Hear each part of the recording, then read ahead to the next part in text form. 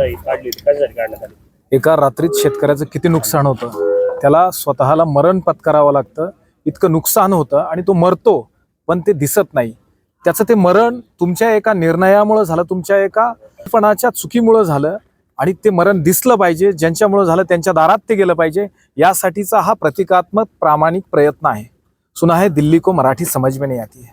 मोदी जी, आपको हमारी गुजारिश है, आप मत आइए महाराष्ट्र में, मत आइए. महाराष्ट्र के किसान को आप मारने पे उतरे हैं, उसको मरने पे छोड़ दिया है. फिर आप क्यों आ रहे हैं? क्योंकि अब हमें घिन आ रही है इस सरकार से. क्या हम सरकार का हिस्सा नहीं है? क्या हम इस देश के नागरिक नहीं है? अगर है तो क्यों हमें सस्ते में जीना पड़ रहा है? सब चीज़ें महंगी है, सब चीज़ें महंगी है. संसार में रोज लगने वाली जो चीज़ें हैं वो सब महंगी है. क्यों हमारे जो किसान भाइयों के उपज है उसको क्यों सस्ते में लेना चाहते हैं? हमें ना शिक्षा सस्ते में मिलती है, ना कोई आरोग्य सस्ते में मिलता है, कुछ भी सस्ते में नहीं मिलता है. फिर हमारी प्याज आपको क्यों सस्ते में लगती है? 30 रुपया बहुत बड़ा रेट है. अगर 30 रुपया बहुत बड़ा रेट है तो सुनिए, 30 रुपए में कुछ भी नहीं मिलता, कुछ भी नहीं. फिर हम 10 रुपए में प्याज क्यों बेचें? आपके इस नाफेड के डिसीजन की वजह से नाफेड में 38 रुपए में प्याज खरीदना शुरू किया. 8 दिन में नाफेड आज 15 रुपए में प्याज खरीद रहे हैं. 15 में क्या मिलता है देश में? बोलिए क्या मिलता है? क्या प्याज इसेंशियल है, जीवन आवश्यक है?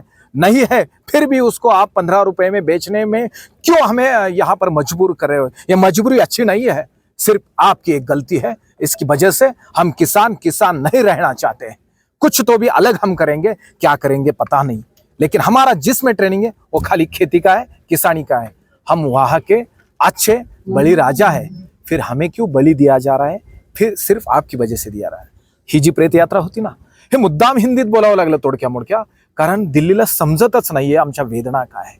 त्या दिल्लीला समजावणाऱ्यांची तोंड बांधल्या गेली आहेत, त्यांनी मूग गिळून बसलेली आहेत. म्हणून आम्हाला ह्या वेदना सांगायला ना कुठली बँक थांबत आहे, ना कुठलं फायनान्स थांबत आहे. रोज घरापर्यंत येते, आम्हाला चोर ठरवत आहे.